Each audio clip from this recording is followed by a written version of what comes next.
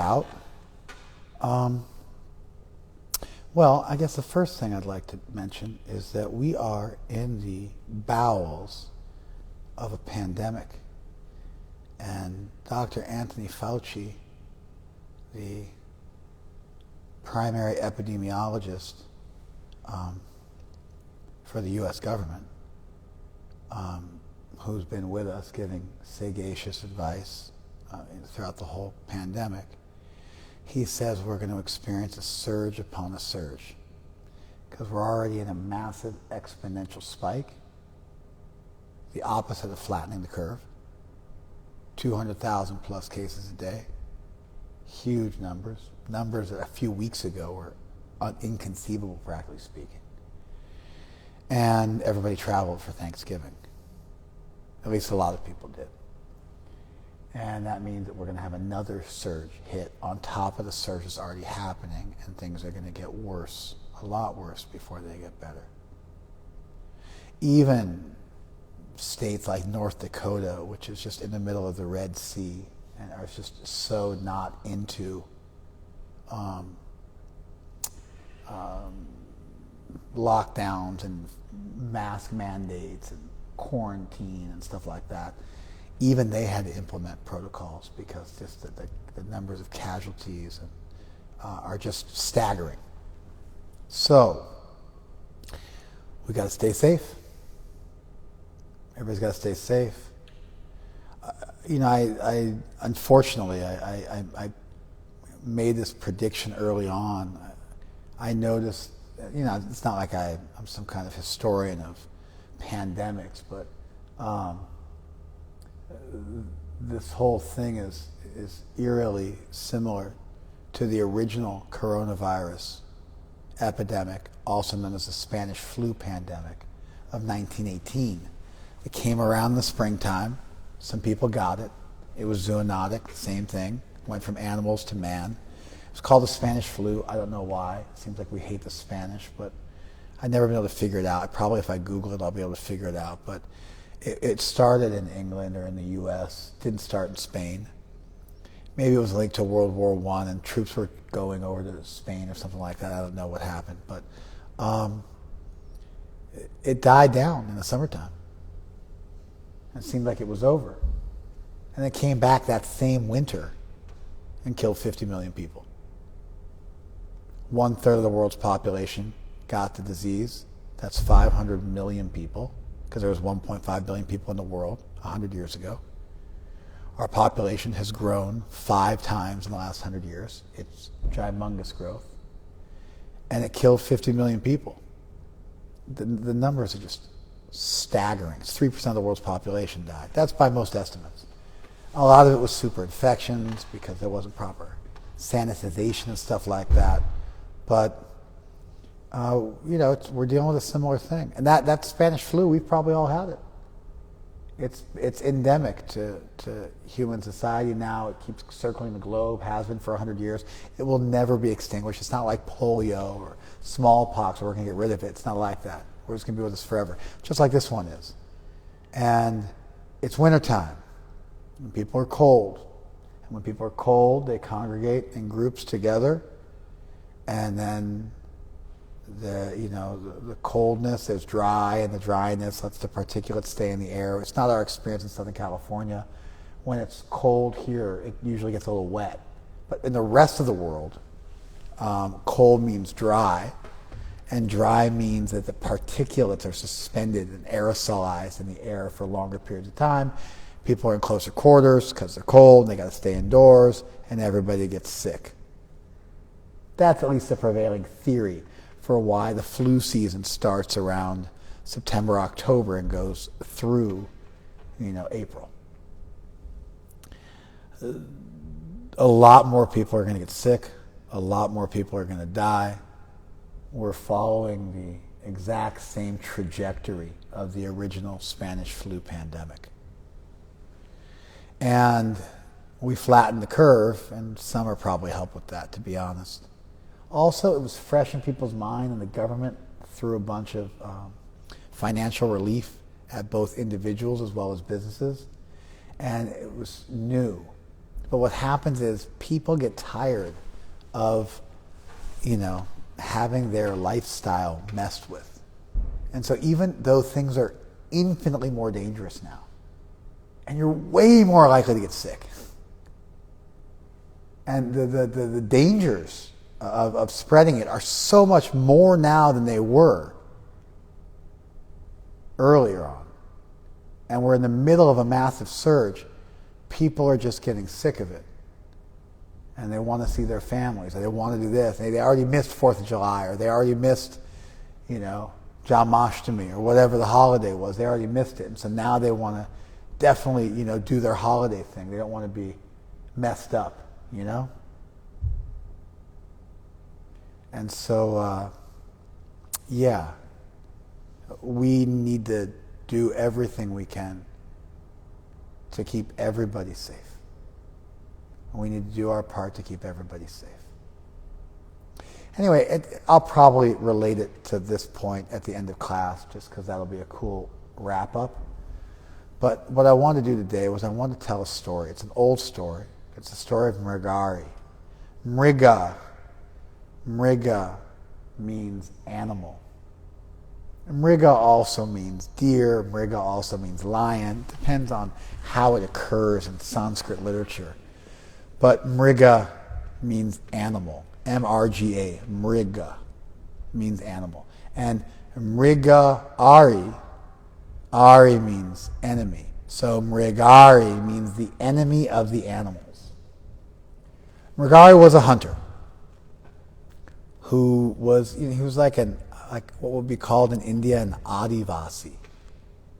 Adivasi means the original dwellers. It's the term used for indigenous peoples, which amazingly enjoy quite a lot of protections in India. India has a system of reservations, which essentially is what we call affirmative action, to make sure that minorities and disenfranchised peoples, what they call scheduled castes and tribes, that they are not discriminated against. And so there's like seats in parliament reserved for them.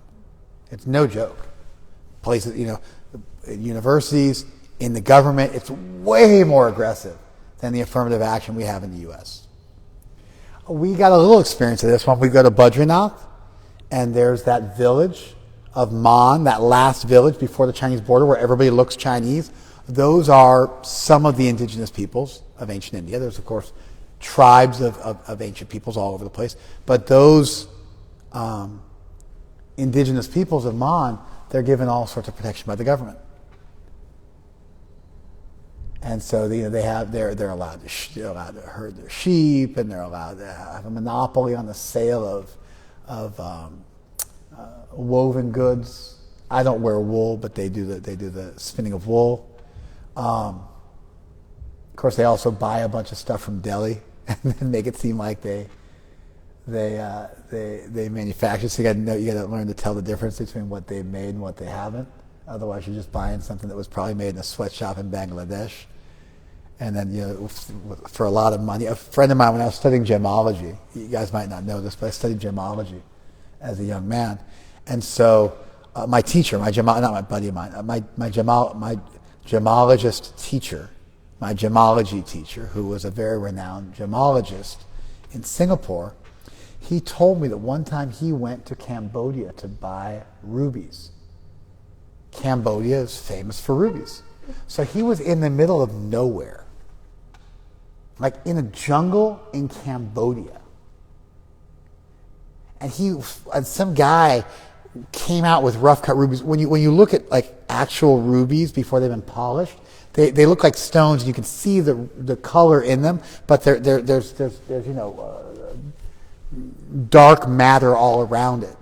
And some guy pulled like rough cut rubies out of a lake somewhere, where he was digging for rubies. And my teacher was it's unbelievable. Even sometimes some of the most sophisticated equipment, spectrometers and stuff like that, can't tell you if a gem is fake or not, because they're coming up with these amazing ways of faking gems. Actually, they make rubies to tip warheads. People don't know. I don't know why I'm tangenting off this, but anyway, it's a fun story. I don't think I've ever told you guys. If you look at Mohs hardness scale, diamonds are the hardest substance, but they're not the toughest. Rubies are actually tougher than diamonds. Diamonds, their hardness makes them quite brittle. If you strike them right, they fracture quite easily. But rubies are very tough. So like if you get a Rolex watch, it'll usually have a ruby face. That's a clear ruby without the color in it. And it's practically indestructible.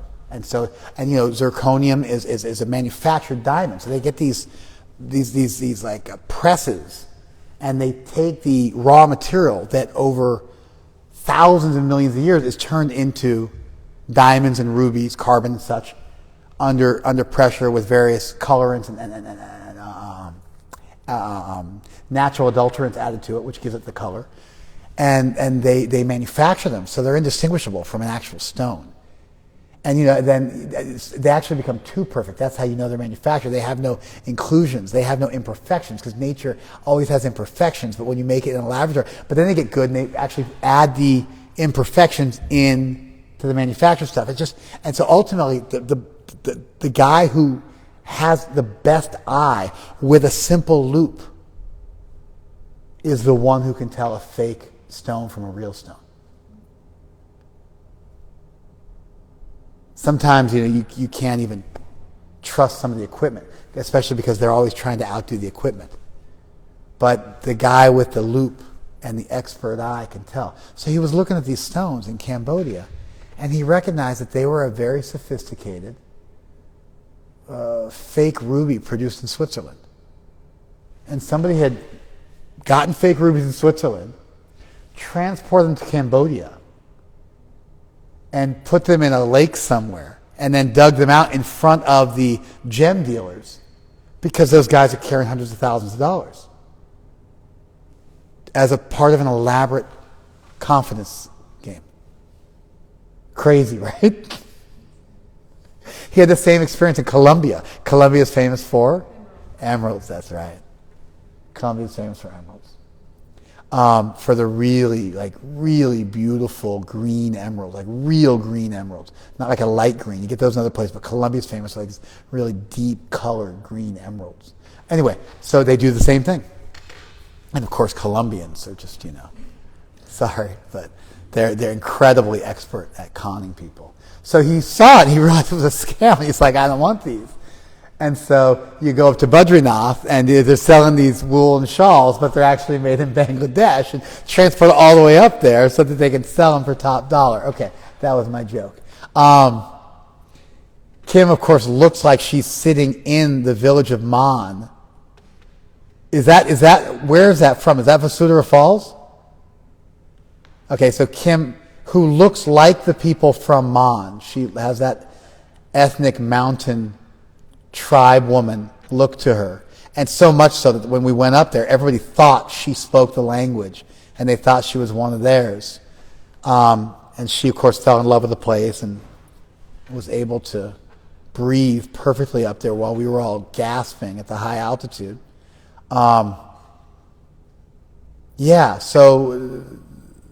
Indigenous tribes enjoy a significant amount of protection by the government of India. And they're called scheduled castes and tribes. And the affirmative action has been in place actually since the 40s. They got into this stuff early, when we were still doing Jim Crow in this country. Mrigari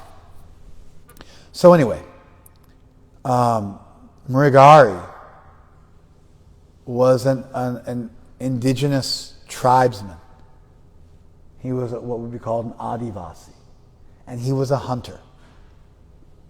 And he hunted with a bow and arrow. And a great sage came one time to the forest that he hunted in. And the great sage saw on the ground a bunch of half-killed animals with their legs and arms broken that had been shot, but not in a way so as to kill them, but rather to maim them. Then somebody had come along and broken their legs and limbs, and they were laying on the ground, writhing in pain, practically begging for a mercy kill.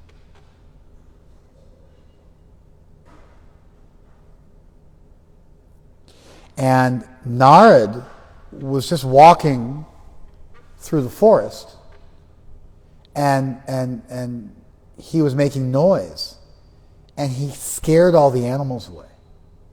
Maybe almost by design, because he knew what was going on. And Mrigari came running out from his hiding place. He was covered in dirt, and he was very, very fierce looking, wearing fur and skins of animals, and with weapons, brandishing weapons. It looked like death personified. And he approached Narad in a fierce mood. And Narad calmed him down, pacified him. Then he felt bad that he had made some offense to Narad, and his heart became a little softened. And Narad said to him, "What's with these animals? They're looking tortured. They're looking like they've been purposefully maimed." And Mrigari said, "Yeah, my father taught me this. My father taught me this. And when I see suffering, I feel great joy." Now, we have a name for this. It's called sadism. It's from Marquis de Sade, and it's usually used in a sexual context to refer to people who derive sexual pleasure from seeing other people suffering. But the word sadism, more generally speaking, can also be used to describe people who enjoy watching people suffer, whether they derive sexual pleasure from that or just they like seeing people suffer. And so he said real plainly, when I see animals suffer, I feel great pleasure. My father taught me this practice, and so I do this because I enjoy it. And Narad, who of course was a vegan, Narad said to him, if you're just killing animals for food, it's a small offense. But this torturing of them, that's a big offense. And you should probably stop that.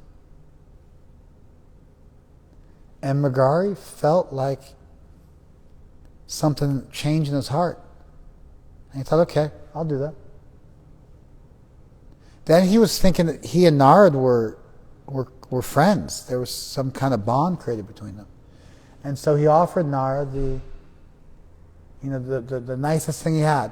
He said, do you want some skins? Do you want some furs? Do you want some meat? And Narad was like, it's okay. No thanks. I'm good.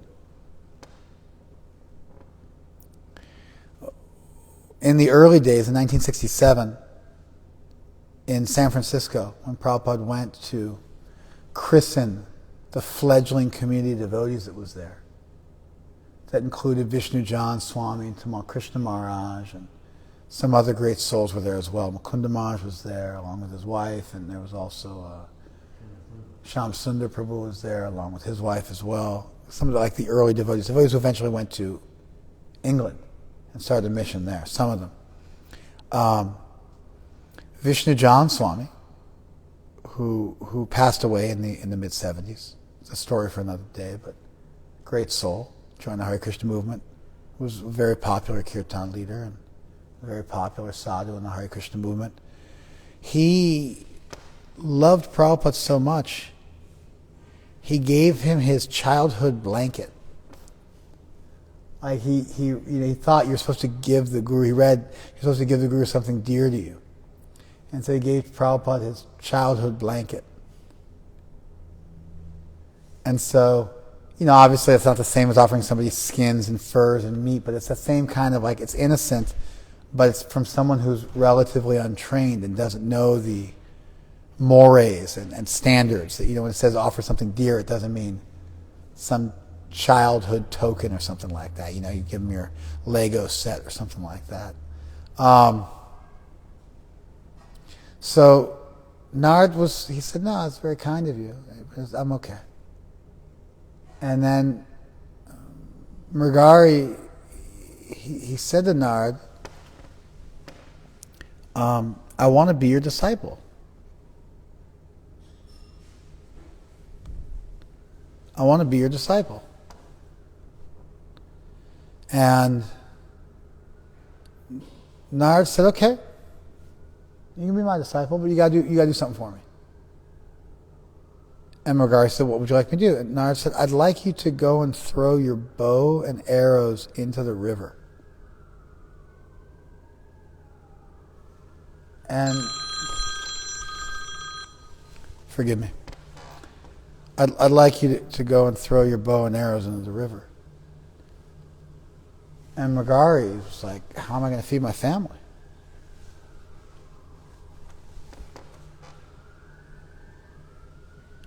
How am I supposed to feed my family? That's how I provide for my wife and children. And Nard said, I'll make sure you guys are okay. I'll make sure you guys are okay. And Mrigari had some faith in Nard. And so he threw his bow and arrows into the river. And Nard initiated him. And taught him something about devotional service. He began worshiping Tulsi. He became a vegan. He became a great Vaishnava, actually. And Nard left that place and came back. He's, the original itinerant preacher.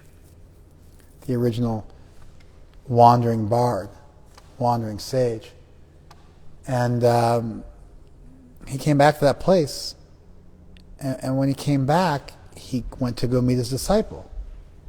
And Mrigari, Nard was with Parvat Muni, another sage. And his disciple came to greet them. From a long distance, his disciple saw them and came running to greet his guru. And as he was running towards them, he was zigzagging. He wasn't running in a straight line towards them, he was zigzagging. And it looked very curious. And so they inquired, why were you running towards us in this zigzag pattern? Sometimes people think if they run a zigzag pattern, that if someone's trying to shoot them, they should run a zigzag pattern. But they don't realize that they run a zigzag pattern, the person trying to shoot them will just focus on one spot and then wait for them to run across it. And then it's very easy to track. You're better off running in a straight line because at least then it's harder to track. You can actually settle in one spot. Anyway, just in case you're being shot at, a little friendly advice. How do I know that's the real question, right? So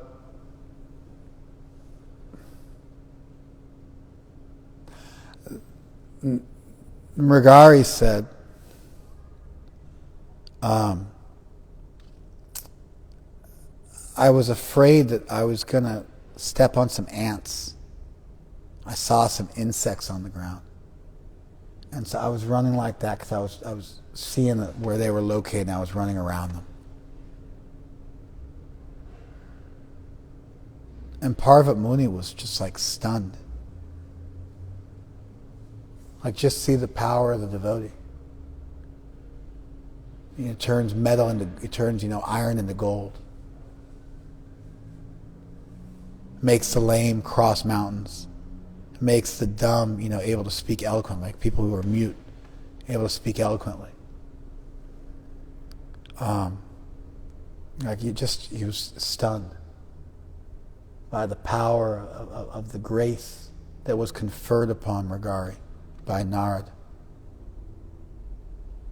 And Nard said, how are you keeping? And he said, I'm fine. Everything's good.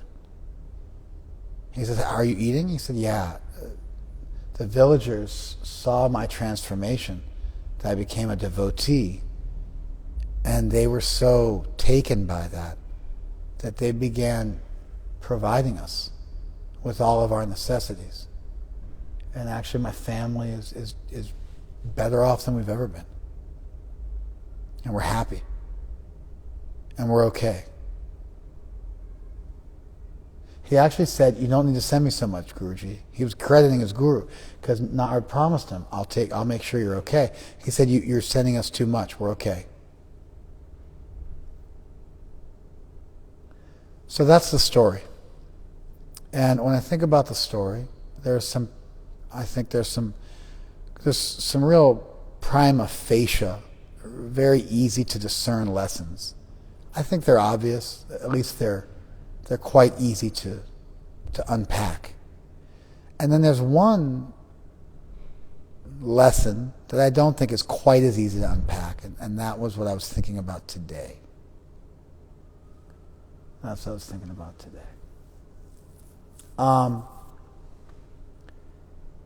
Number one, we find out, how kind Narad is. He was kind to the animals. He arranged for them to be rescued. Actually, when he moved through the forest, the injured animals were resuscitated. Mystically. A miracle. So he took care of the animals. He was so gracious. He also took care of Mrigari. He gave him good instruction. Not too much all at once. His first instruction was to kill and eat meat, but not to torture. That demonstrates quite elegantly, as pointed out by one of my gurus, that demonstrates quite elegantly that as we are ministering to people, as we are teaching people, it's okay to give them a sliding scale of morality. If you can't do this, then at least do this. If you can't do this, then do this. There are other places in our scriptures where this is demonstrated. But you actually find with Narad that he was even telling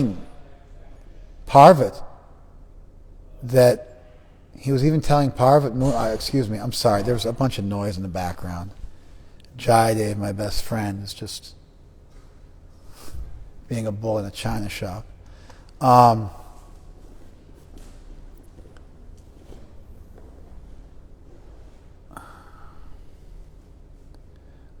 Narad told Mrigari to eat meat, to kill and eat meat, just not to torture. That's pretty liberal in our tradition. Normally we're quite severe on this point. But he saw what he was working with, and he gave him an instruction that pushed the envelope, but that at least was followable if Mrigari was sincere. It wasn't nothing, but it wasn't everything on the front end. And following that then qualified Mrigari to receive further instruction. And his ignorance of the appropriate culture and mores wasn't a problem. He was sincere, and that was enough. Even though he was offering Narad meat and skins, Narad didn't vomit on him or something like that. He respectfully said, "No, it's okay." And then Mrigari took a big step. He asked for initiation. And then Narad asked him for more. And then Mrigari took a bigger step and went for it. And then that act of surrender put Mrigari in a position where Krishna had to step in and maintain him. When you surrender, to the police or to in a wartime situation, according to the Geneva Convention and the rules for POWs that were set up, some of them were set up post-World War I, some of them were set up post-World War II, they have to feed you. They have to feed you, and they have to care for you. And so you become their responsibility.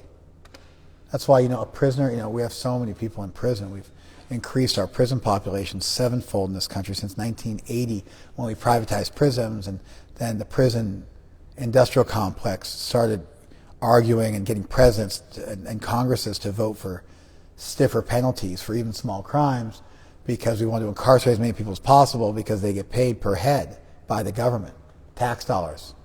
And so you have to cast $100,000 to house a prisoner or $60,000 to house a prisoner. That money's making somebody rich.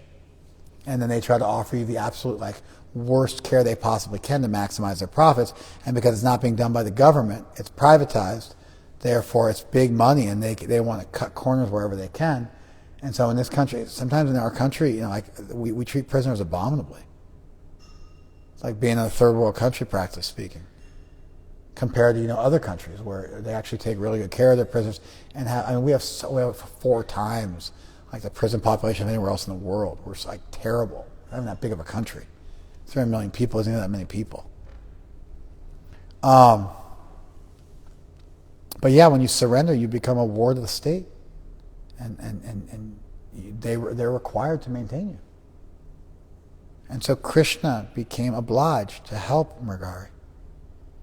And then, of course, the transformation he went through from a sadist to someone who wouldn't even hurt a fly. And the magic of that, and the magic, the power of a spiritual idea, of a spiritual practice, of a spiritual transformation, in its ability to help somebody undergo complete catharsis.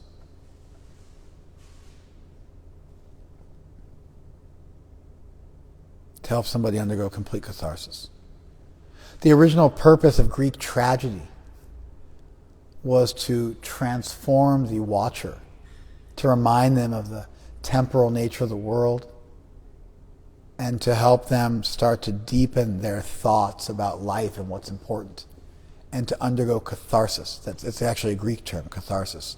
And it was the purpose of ancient Greek tragedies. Actually, the purpose of Indian drama is ras, to help somebody relish a very sweet emotion, which is also cathartic.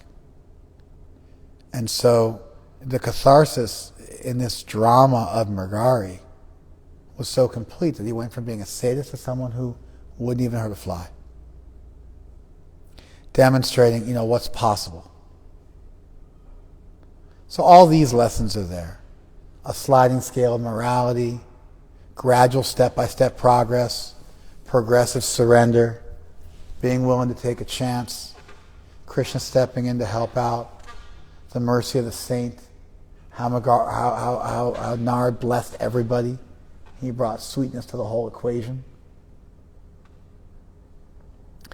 These are some lessons that just immediately occur to me.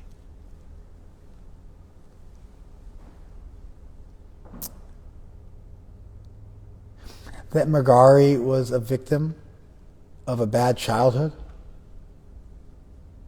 Generally speaking, both in popular as well as in serious psychology, generally speaking, most major issues are traced back to your early childhood. There's different theories, there's attachment theory and other stuff, but irrespective of that, most serious problems are traced back either to your genetics or to your early childhood. And so Mrigari was a victim of a bad parenting situation. His father was a sadist, and he passed on that terrible affliction to his son, who was embracing the disease as the cure. who was embracing the disease as a cure.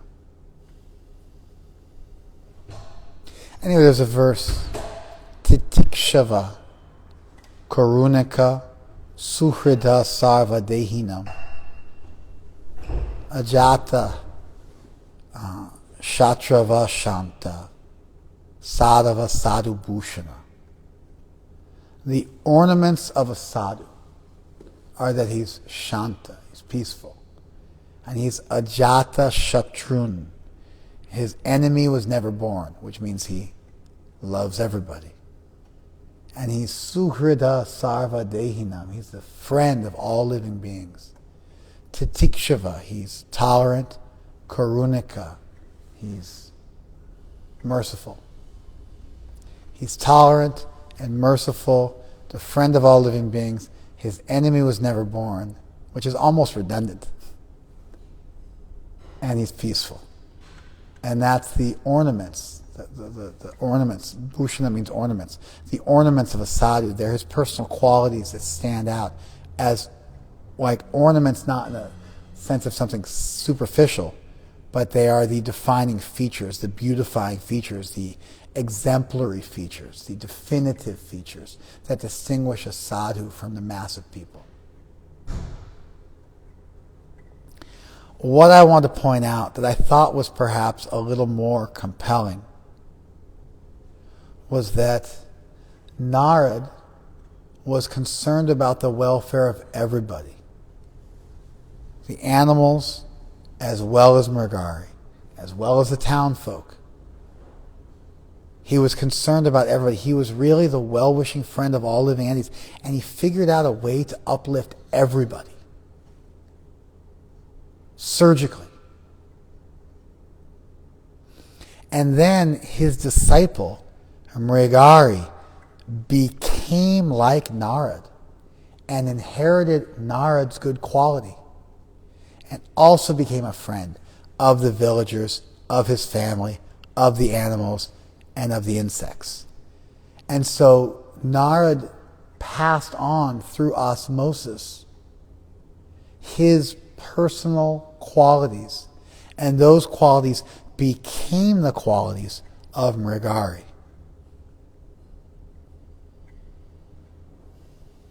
And although in a general sense this story is about Krishna's mercy and how Krishna provides, and an accompanying verse to this story would be like a verse like Yoga Kshemam Baham Yaham, that Krishna carries you what you lack and preserves what you have. The more immediate lesson you get from the story is that Narad did that. He passed on surgically, step by step, methodically, in a gentle, precise, powerful, expedient way, his own personal qualities of being broad-minded, of caring about everybody.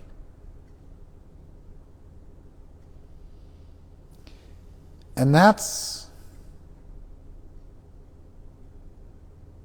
amazing. And Mrigari eventually embodied that, became in traditional Vaishnava society, when you want to ask whose disciple are you, you'll say, whose Kripa Patra are you? Whose vessel of mercy are you? Mrigari himself became a living vessel of Narad's mercy, who then became another Narad, a mini Narad, who was capable of shining light in the world and setting a superlative example. Mrigari must have felt so much remorse for what he did wrong. That's a whole nother subtext. It's not even in the story, but we can just think it through. He must have felt so much remorse for what he did wrong. But he underwent catharsis, and he became transformed in a way that would have taken lifetimes otherwise, if it ever occurred. It was a miracle. Narad just plucked him out of his plight. Like if someone had, was omnipotent, and you were drowning in the ocean, they just plucked you out of the ocean. You know? Reached their arm across thousands of miles of the ocean, just pulled you out.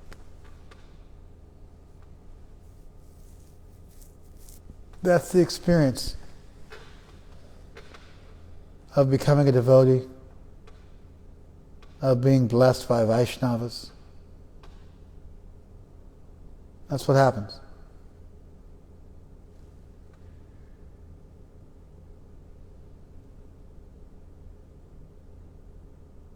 And then you take up that task and you become like them, and then their broadness of vision becomes your broadness of vision, and you don't live in the same world you used to live in.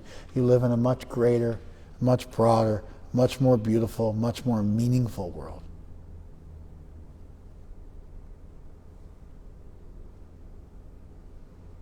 Narad exemplified that verse, this incredible precision, his ability to navigate what for most people would be an overwhelming situation with a sadist and tortured animals. You just want to exit stage left and get out of there. And Narad just went right into the belly of the beast.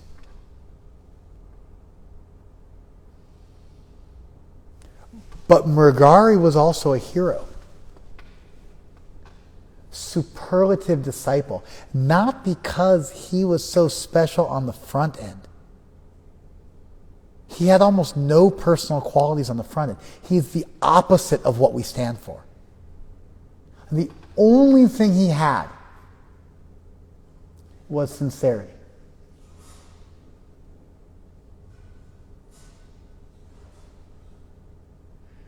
As devotees, we don't look for the most qualified people to help. We look for the most sincere people to help. Having a bunch of money, or a fancy degree, or strength, or fame, or beauty, none of these things attract the Vaishnava. It's just your sincerity.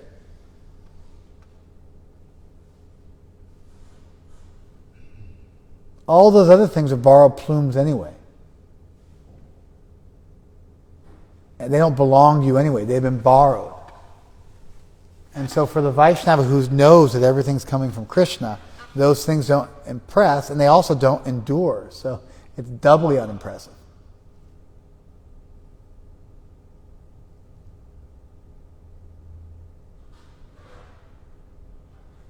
What does attract the devotee is sincerity and openness and receptivity. Because that gives them a canvas on which to paint their mercy.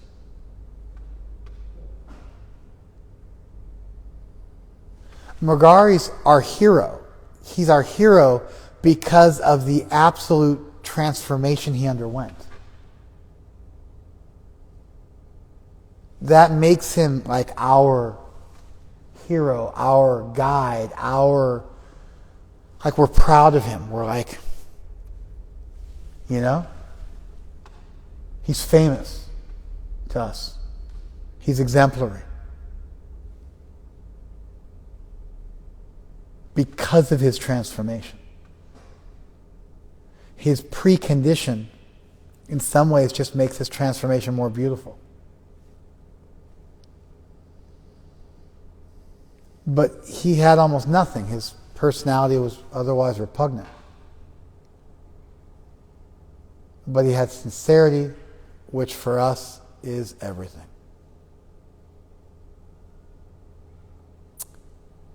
That was the point I wanted to make. Mrigari was an unlikely hero in this story that normally focuses on Narad. And if it does focus on him, it focuses on his transformation. But I really want to highlight his sincerity and lack of any other redeemable qualities. And that makes him attractive to a devotee. That's what makes us attractive to a Vaishnava. Our sincerity, nothing else. Nothing else impresses them.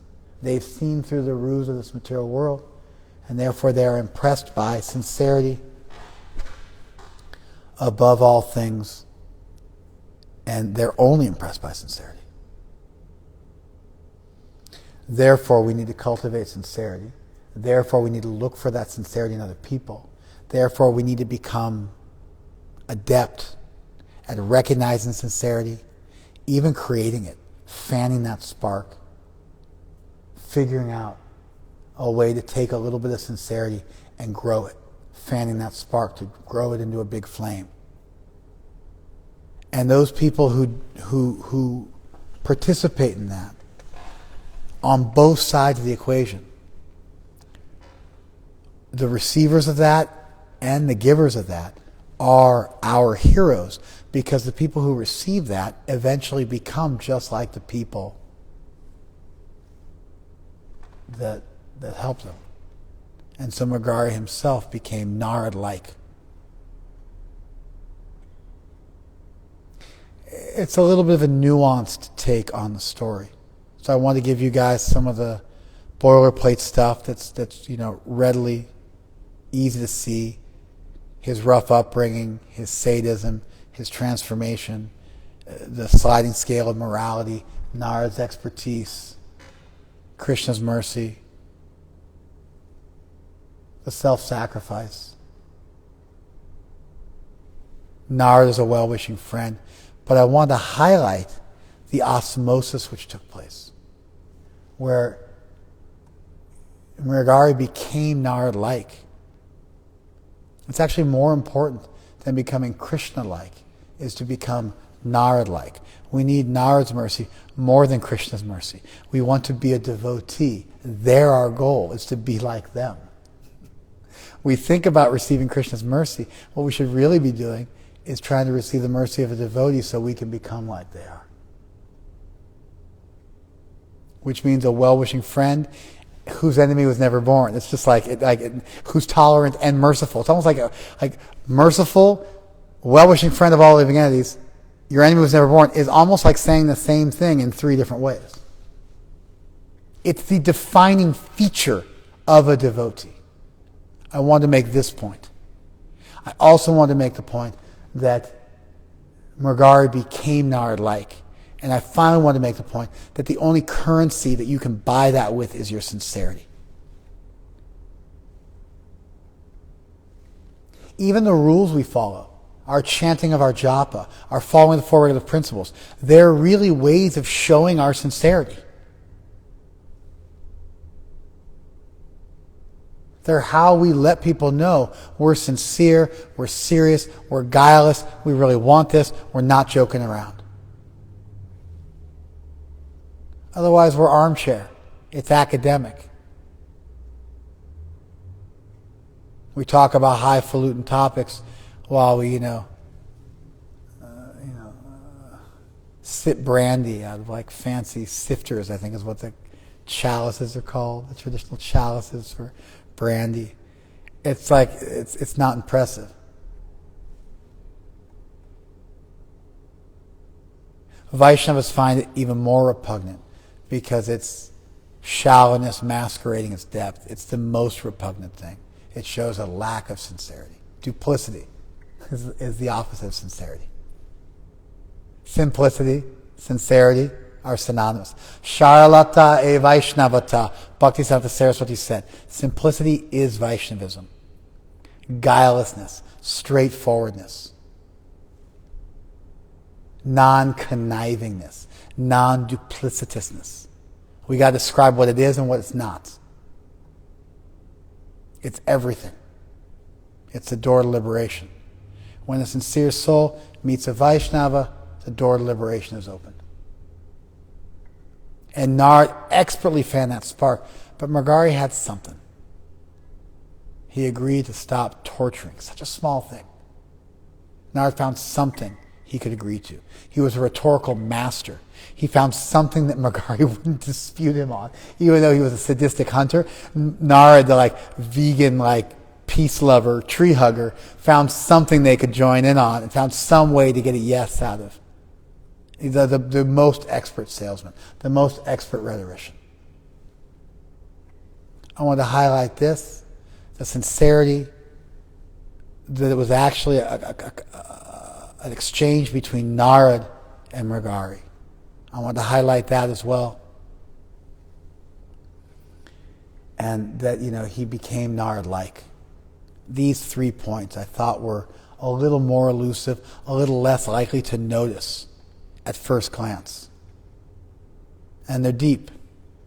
And then to tie it all up with a bow tie, we should be merciful to all living entities and be really careful during this surge. We shouldn't be callous in the name of spirituality. We should be careful. We should look out for other people.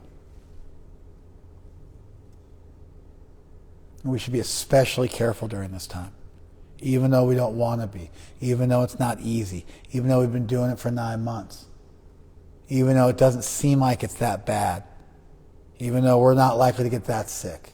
Somebody else might. And so we should go the extra mile, because that's what devotees do. And if you're callous towards people materially, how are you going to love them spiritually? You might have to be a little callous towards the material condition, but we have no reason to ever be callous towards people. We should help people wherever we can. And Narad really sets an example of how far you can run with that, how deep that rabbit hole goes. All right, that was great. I didn't give myself too much to talk about, and I thought, geez, how am I going to fill the hour? And we're exactly at 7:30 on the button. It's time for RT, so we're going to just go offline for a half a second, and then you guys will be able to see the RT in Kirtan. And everything's going on, and we can't wait till we can open the temple again and have you guys all back. But in the meantime, we're going to keep things going and keep everybody safe and keep everything alive online. Thank you so much. Hare Krishna.